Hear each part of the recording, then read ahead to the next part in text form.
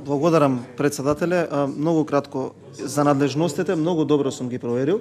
Исто како што го праќавте Максим Димитриевски на вонреден технички преглед, можете и вие да го стоперате тоа возило и да го пратите на вонреден технички преглед, дали се работи за физичко лице или за би рекол возило кое што врши колективен транспорт, законите и надлежностите се исти.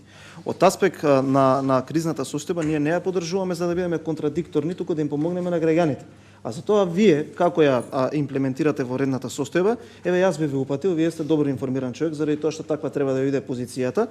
Видете колку договори во 4 очи се вклучени во овој момент додека ние прогласуваме кризна состојба. Дека треба да се прогласи, треба. Затоа како во еден момент имаме 3 кризни состојби, ви објасни колега Лаковачки.